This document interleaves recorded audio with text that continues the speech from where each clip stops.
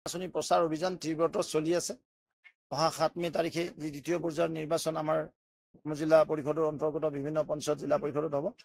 সেই নিমিত্তে আমি আজি আমাৰ মনাকুচি পঞ্চায়ত বাৰাংঘাটী পঞ্চায়তত কেইবাখনো ৰাজহুৱা সভা অনুষ্ঠিত কৰিলোঁ আৰু প্ৰতিখন সভাতে ৰাইজৰ যিটো জনস্ৰোত বৈছে, মাননীয় প্ৰধানমন্ত্ৰী নৰেন্দ্ৰ মোদী ডাঙৰীয়াই জনতাক যিদৰে সেৱা দিছে, আমাৰ মাননীয় মুখ্যমন্ত্ৰী ডক্টৰ হিমন্ত বিশ্ব শৰ্মা ডাঙৰীয়াই যিদৰে জনতাক সেৱা কৰিছে, সেই সেৱাৰ ফল হিচাপে আজি ৰাইজ হিলদল ভাঙি ওলাই আহিছে। মইতো ভাবিছোঁ বৰষুণক ফেৰেঙা উপস্থিত দিব, কিন্তু এই বৰষুণকো নেওচি তেওঁলোক ওলাইছে এটাই কথা যে অহা 8 তাৰিখে যি নিৰ্বাচন হ'ব, এই নিৰ্বাচন তেওঁলোকৰ বহুমূলীয়া ভোট পদুম ফুলৰ ছবিত দি মিত্ৰ গোষ্ঠীক বিপুল ভোটত জয়যুক্ত কৰিব।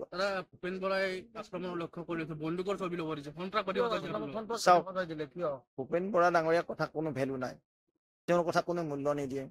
তেওঁৰ দলৰ অৱস্থা নাই, তেওঁৰ দল এতিয়া পশ্চিমৰ আকাশত। তেওঁৰ দলক অসমৰ জনগণে, ভাৰতবৰ্ষৰ জনগণে, হিন্দুস্তানৰ জনগণে বিদায় দিছে।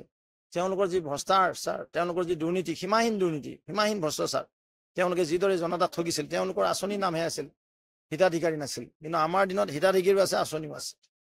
এই ডিফাৰেন্সটো ভূপেন বৰা ডাঙৰীয়াই জনা উচিত। এইবিলাক বাদ দিয়ক, ভূপেন বৰা ডাঙৰীয়াই কি ক'ব আৰু, তাৰ ইছ্যু নাই একো তেখেতৰ ক'বলগীয়া। এই পঞ্চায়ত নিৰ্বাচন তেওঁলোক কেন্দ্ৰীয় দিব পৰা নাই। যিটো দলৰ এনেকুৱা বুলি কয় যে স্বাধীনতা সংগ্ৰামী বুলি কয় তেওঁলোকে, 150 বছৰে হওক, 200 বছৰে, 500 বছৰে, কি হ'ব অৱস্থা? এতিয়া কংগ্ৰেছৰ লগত মানুহ নাথাকে, কিমান মিছা কথা ক'ব। এই মিছা কথাৰ ঠেং চুটি বুলি কয়। বেলুনটো ফাটি গ'ল মিছা কথাত। এই ফাটা বেলুন বায়ু থাকে নেকি? কংগ্ৰেছৰ বেলুন ফাটি গৈছে মিছা কথা কওঁতে কওঁতে। এটা বেলুনত এটা সীমাক লাগি মানে বায়ু থাকে, যে ফুকাই থাকিব বেলুনটো ফাটি যায়।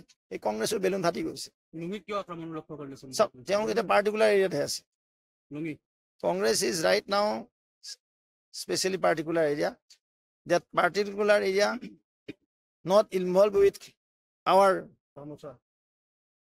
মানে respected গামোচা। তেওঁলোকে টাৰ্গেটটো লুঙি কৰি লোৱাই ভাল, কাৰণ এতিয়া তেওঁলোকৰ সেইখিনি মানুহে আছে পমুৱাখিনি। এতিয়া খিলঞ্জীয়া মুছলমানো কংগ্ৰেছৰ লগত নাই, আমাৰ জনগোষ্ঠীসকলতো নাই। কোন জনগোষ্ঠীৰ লগত কংগ্ৰেছ আছে কওক?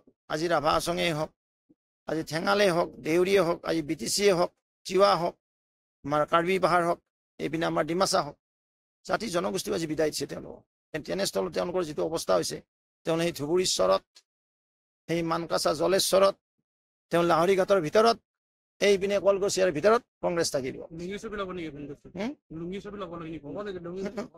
এতিয়া লুঙিত বাহিৰে বিকল্প তেওঁলোকৰ। লাষ্টত তেওঁলোকে লুঙি লৈ যাব লাগিব, উপায় নাই না।